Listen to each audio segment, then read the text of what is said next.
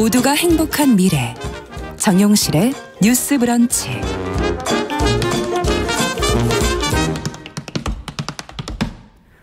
네, 정용실의 뉴스 브런치 듣고 계신 지금 시각 10시 30분입니다.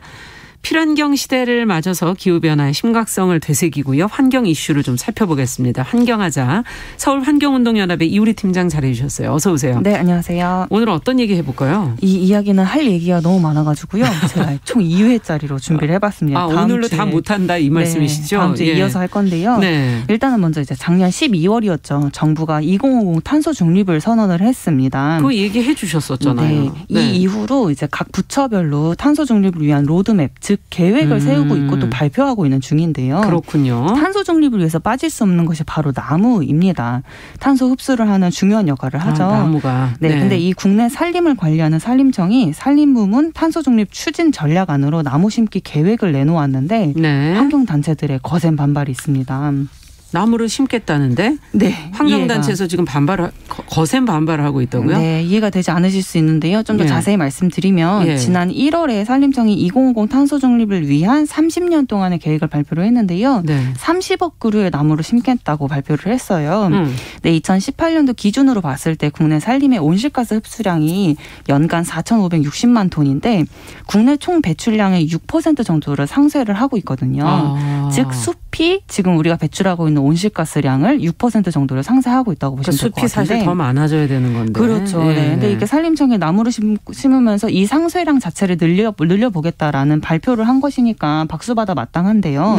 그러나 이 계획 안에서 또 어처구니 없는 또 다른 계획들이 계속 숨겨져 있습니다. 그래서 이걸 좀 파헤치는 내용들을 준비했고요. 또 다른 계획이 숨겨져 있다. 네. 총 30억 그루를 심는 것인데 그 이제 해외 3억 그루를 심는 것을 제외하고 국내에 심는 27억 그루의 나무 중에 단 1억 그루만 유휴지, 즉 빈 땅에 신규 조림을 하겠다는 것이고 나머지 26억 그루는 기존에 있던 산림을 벌채한 후에 조림을 하겠다고 발표를 해서 문제가 심각했습니다. 빈 땅에 심는 건 1억 그루밖에 안 되고 26억 그루가 그러면 아니 있는 거를 지금 다시 배고서는 거기다 다시 하겠다고요? 네, 맞습니다. 이 내용 안에는 좀 산림청의 일방적인 주장이 좀 있습니다. 즉 이제 여기서 말씀드리면요. 그 30년 이상 된 나무가 탄소 흡수율이 낮다면서 베어내고 새로 심어야겠다라는 일방적인 주장인데요. 산림청이 이제 이번 계획으로 0급 구조 개선을 제시를 했습니다. 여기서 0급이라는 단어는 뭐예요? 나무의 나이를 10년 단위로 구분하는 국내 이제 산림 용어라고 보시면 되겠어요. 즉 1형급은 1살부터 10살까지. 그 1형급. 11살부터 20살까지는 이제 2형급 이렇게 표기를 이제 말을 하는 건데요. 산림청이 이제 4형급, 즉 31년 이상 된 나무가 국내에 굉장히 많이 분포되어 있고 또 숲이 노령화되면서 탄소 흡수율 자체가 저하될 것으로 보인다면서 기존에 있던 산림을 대규모 벌목하고 어린 나무를 새로 심자라는 계획을 내놓은 것이에요. 실제로 이게 사실입니까? 어떻게 되는 거예요? 탄소 흡수율은 나무의 나이와 관계가 있는 겁니까? 실제로 이 산림청의 말에는 치명적인 오점들이 굉장히 많아서 이 부분에 환경단체들이 반발이 심했던 것이고요. 좀 더 자세히 말씀드리면 이제 세계적으로 권위 있는 학술지이죠. 네이처에서 이미 오래전에 2008년도에 이제 그 발표된 내용에 따르면요. 숲은 800살이 될 때까지도 이산화탄소 순흡수 원으로 기능을 한다는 연구 결과가 있고요. 또 2014년에는 6개 대륙에 총 400여 종의 나무를 장기간 동안 조사한 결과 나무는 노령화되어도 연간 온실가스 흡수량이 둔화되지 않는다는 연구 결과가 있습니다. 즉 해외에서는 산림이 오랫동안 이제 살수록 나무가 오래 살아도 이산화탄소는 계속 흡수한다. 더 많은 이산화탄소까지. 큰 나무 아래에 또 작은 나무들이 층층이로 이렇게 들어가는 거지. 맞습니다. 그 나무만 존재하는 건 아니잖아요. 굉장히 이제 협소적으로만 조사한 결과를 가지고 이산화탄소 흡수량이 낮다라는 그런 오점이 많은 연구 결과로 이제 이런 발표들이 계속 이어져 있는 것 같고요. 먼저 이제 우리나라 연급 구조 같은 경우는 10년 단위로 나누어서 총 6년급으로 되어 있습니다. 그러면 60년에서 70년까지. 네, 맞습니다. 60년까지밖에 없다는 거예요? 정확히 말씀드리면 59살까지. 59살까지. 6년급인 거고요. 총 이게 즉 60년 이상 된 나무가 우리나라에 많지 않다라는 뜻으로 보여지기도 해요. 그리고 이제 산림청이 비교 자료로 이용하는 독일 같은 경우는 독일의 연급 구조는 10년 단위이지도 않고요. 20년 단위로 끊어서 연급 구조로 나눠요. 총 그리고 심지어 9연급까지 분류가 되어 있거든요. 그러면은 어떻게 되는 거죠, 이거는? 그럼 20년 단위인 거면 뭐 100살 200살이 넘는 가까이. 산림을 연급 구조로 이제 보고 있다라는 뜻인 거고요. 이제 이 뜻은 해외 산림은 이제 100년, 200년 이렇게 산림이 건재하다는 것을 보여주는 것이죠.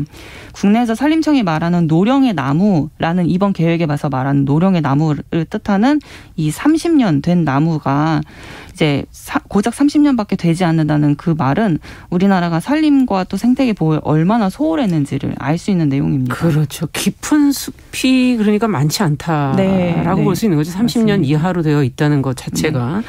그렇군요. 또 더 설명해 주세요. 네, 또 살펴보면요. 산림청이 제가 이 부분에 할 얘기가 굉장히 많아가지고 또 산림청이 이번 탄소 중립 계획에서 나무와 흙에 축적되어 있는 탄소량은 아예 계산을 하지를 않았어요. 또 이렇게 뭐 새로운 이제 나무를 베어내고 이 나무를 베어낸 목재들을 운반을 해야 되잖아요. 그렇죠. 그러면 임도 즉 도로를 건설을 해야 되는데 이 임도를 건설하고 나무를 베고 운송을 하고 가공하고 또 연료를 사용할 때 나오는 온실가스 배출량은 전혀 계산에 포함하지 않은 상태로 우리는 탄소 중립을 하겠다라는 발표들로 이어져 있는 것이고요. 그렇기 때문에 이거는 굉장히 막대한 탄소 배출과도 이어져 있는 계획이다.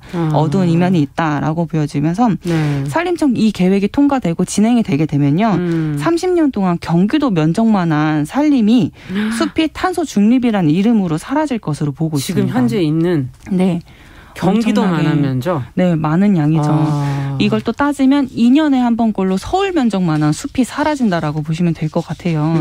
그만큼 굉장히 많은 숲이 사라질 것으로 보여지는 거죠. 네, 우리나라에 이렇게 깊은 숲이 그렇게 많지가 않은데, 그죠? 네, 맞습니다.